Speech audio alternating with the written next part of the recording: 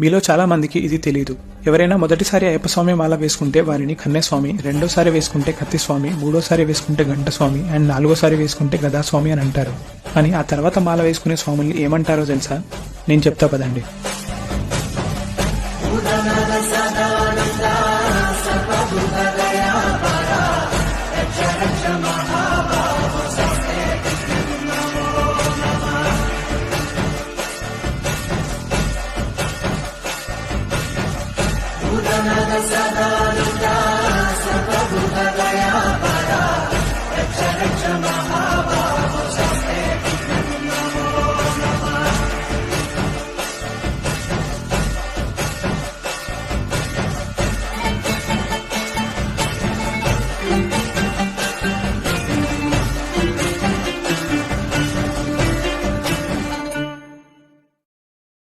Download Share